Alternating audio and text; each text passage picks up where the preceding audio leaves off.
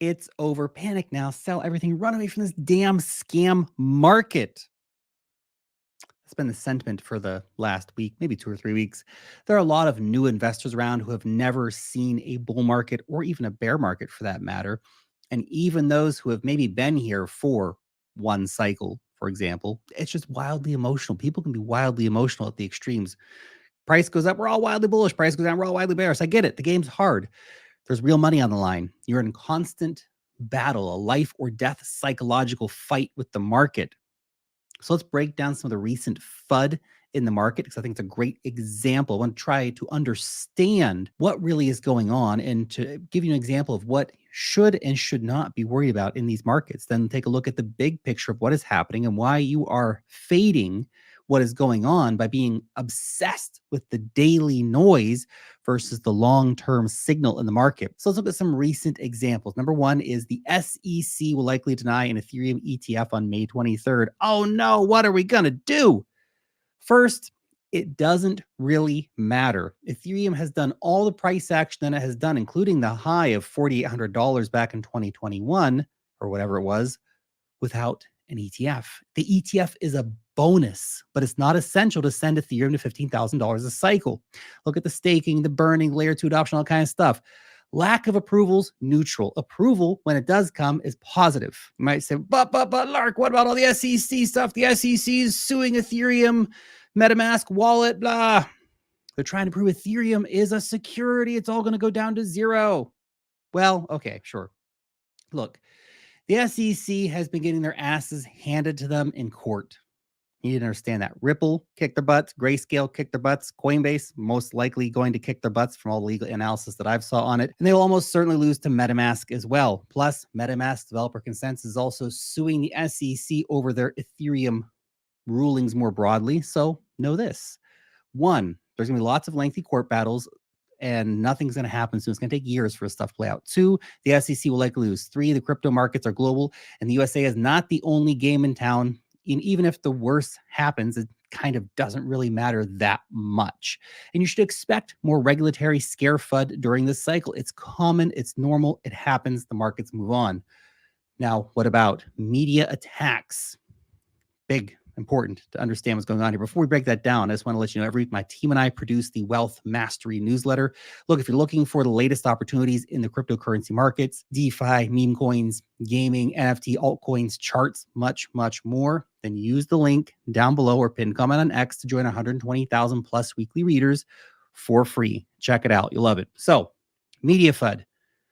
The media loves FUD. If it bleeds, it leads, right? The more sensational, the better. Truth be damned sometimes. For example, this story just got a lot of play online. Russia just banned crypto. Oh no, that's the headline that was breathlessly shared around social media and by media organizations. Sounds really scary. Well, the guy who actually wrote the bill that everybody is referencing, the actual politician in Russia, hit back saying, no, crypto is not going to be prohibited. Setting up crypto exchanges and over-the-counter services outside of the zone of operation of the experimental legal regime will be under prohibition. Let me translate that for you.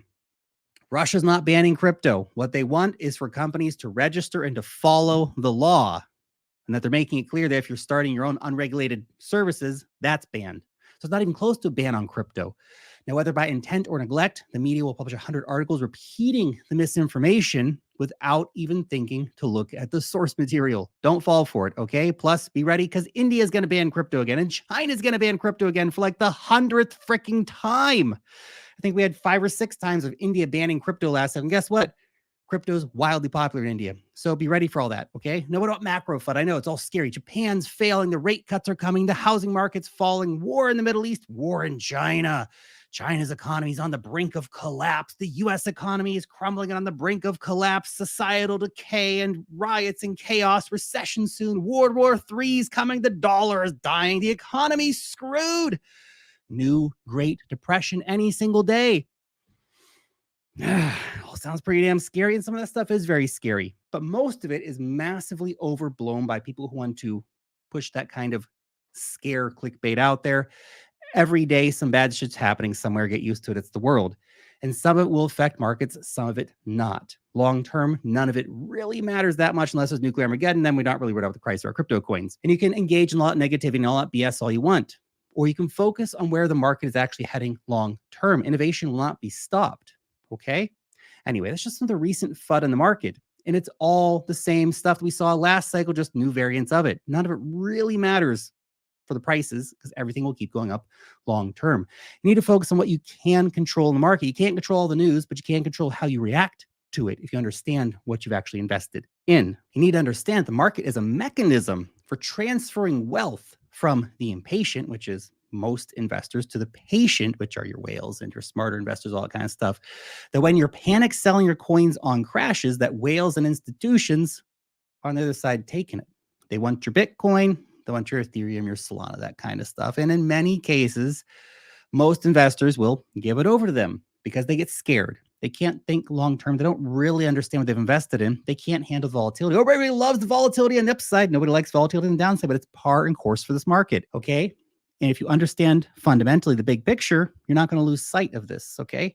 So let's talk about that, because the next time you hear some FUD in the market, it might help you to keep a cooler head if you understand the big picture of the market. First, US Bitcoin ETFs are here. It's massive. It's a giant moment for the market.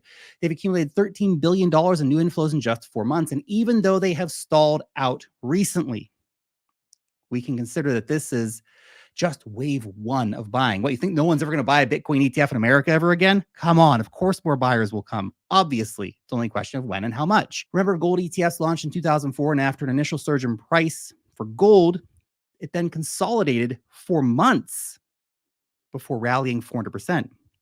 Then we have all this other news. Hong Kong just launched ETFs. Big news.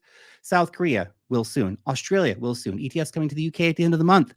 None of that's as big as US markets, but it all adds more demand. Translation, a lot more money is going to be coming into the market. More money lifts all boats. Rising tide lifts all boats. Also understand that money is coming into the Bitcoin market post-halving. Only 450 Bitcoin a day are being produced right now. There is simply not enough Bitcoin to go around at these prices for everybody who wants to get a piece of it, especially when you consider long-term impact of all this stuff. That long-term demand is going up. We have a scarce asset, which means the prices will increase. It's just math. Look back at any halving, the price increase it's not immediate post-halving. Post-halving, there's usually chop that lasts weeks to months.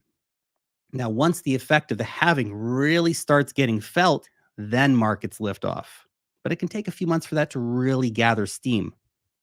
Understand, too, that crypto is not only getting bigger by the day, but more people are coming in every day. 425 million crypto owners worldwide right now. Estimates are that we're going to hit 3 billion users by 2030. That is an insane compound annual growth rate for crypto in the next 6 years. Even if we double to be massive, but we're going to go way beyond doubling. By the way, there are more users of crypto in Asia right now than North America and Europe combined. And we see increasing regulatory clarity, increasing adoption happening in Asia. And guess what? They don't give a shit if the US SEC sues a crypto wallet company. It's much bigger than that. Asia will be the leading force in the market growth in the coming years. The USA has absolutely dropped the ball with this aggressive SEC bullshit. Let's look at the total market cap of crypto, because this is what you're fading. You're fading crypto. The MACD still in a solid uptrend on the monthly, showing that we're likely only just getting really heated up for the cycle. The target for the cycle is the 3.618 Fibonacci line. That's around a $9 trillion market cap. We're currently around $2 trillion market cap for all crypto coins combined. So if this is right, then we're going to add $7 trillion to the market cap of crypto by the end of the cycle. And I don't know how long the cycle takes. Probably the end of 2025. Could take longer, could be shorter. Who knows? But that's insane if we get to $9 trillion. If we get half of the way there, that's also insane. Think about it. Think about it. Anyway, I hope that was useful for you to help debunk a bit of the FUD and the bullshit that we're seeing in the market right now that's shaking a bit of people out of the market. There's always going to be this happening. In any bull market cycle, there's going to be FUD. There's going to be news that's scary, things that are scary, reasons for people to sell. But it tends not to stop the market cycle from going up, because big picture, you have to understand where we're going. And when you understand the big picture, it's so much easier to be playing in this market. Thanks for watching.